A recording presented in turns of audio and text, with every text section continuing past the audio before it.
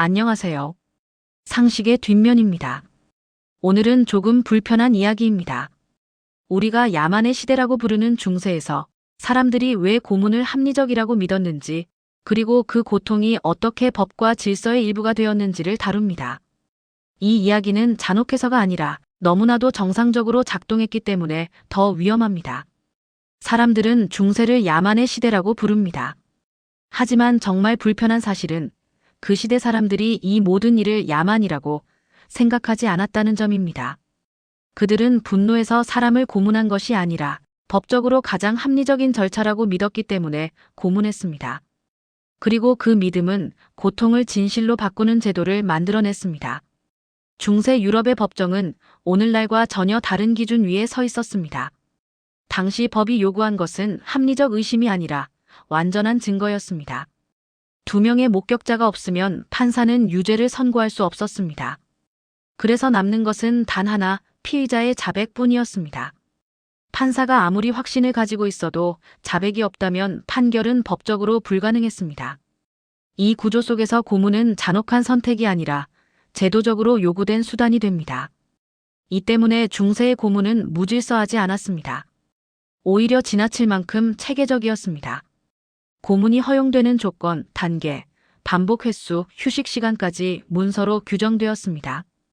이 기록들은 한 가지를 분명히 보여줍니다. 고문은 광기가 아니라 행정이었습니다. 신문관들은 칼을 쓰지 않았습니다. 칼은 흔적을 남기지만 나사와 밧줄은 영혼의 굴복을 남겼기 때문입니다. 그들은 비명에 귀 기울이지 않았습니다. 집중한 것은 나사가 몇 바퀴 돌아갔는지, 그리고 기록지에 남길 자백의 문장이었습니다.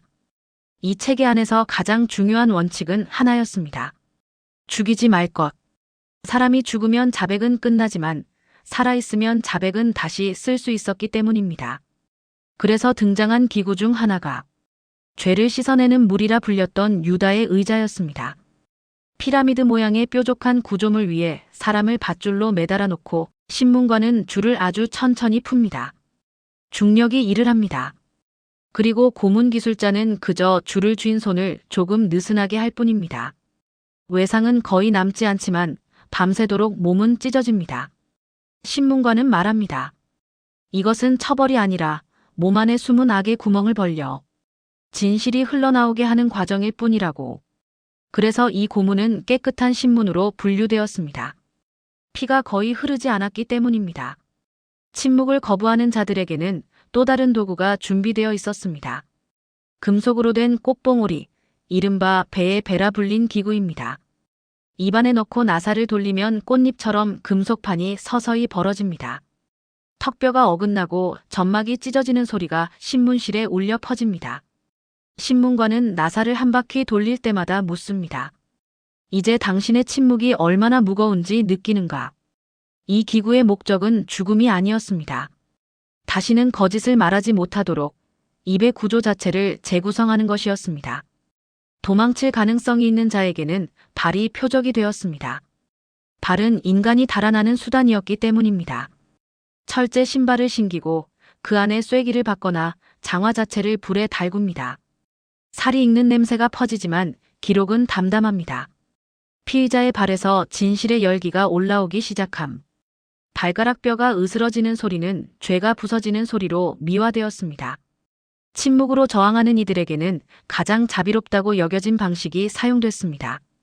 바닥에 눕히고 가슴 위에 판자를 올린 뒤 돌을 하나씩 얹는 방식입니다. 숨을 들이쉴 때마다 갈비뼈가 폐를 찌르는 압박감이 밀려옵니다. 하지만 법적으로 이것은 고문이 아니었습니다. 단지 답변을 재촉하는 절차였습니다. 신문관은 속삭입니다.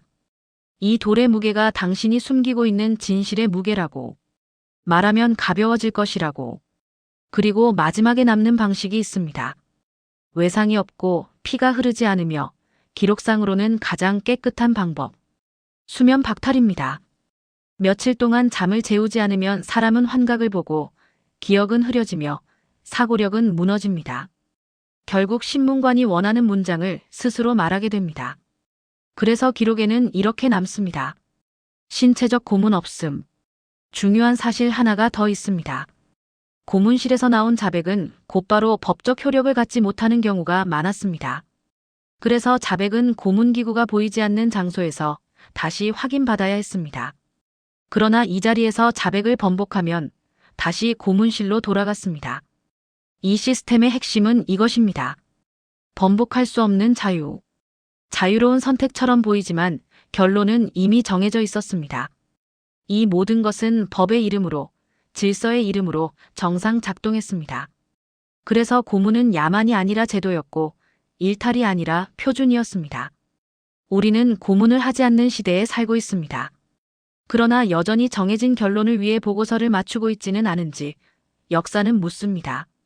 가시적인 피는 흐르지 않지만 사회적 매장이나 경제적 압박이라는 이름의 현대판 수면 박탈로 자백을 강요하고 있지는 않은지 말입니다.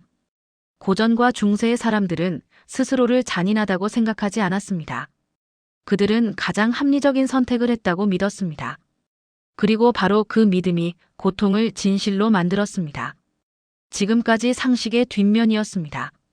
우리는 고문을 하지 않는 시대에 살고 있습니다. 하지만 여전히 정해진 결론을 위해 과정이 맞춰지는 순간들이 있습니다. 역사는 과거를 비난하기 위해 존재하지 않습니다. 같은 구조가 다시 반복되지 않도록 그 뒷면을 기억하기 위해 존재합니다.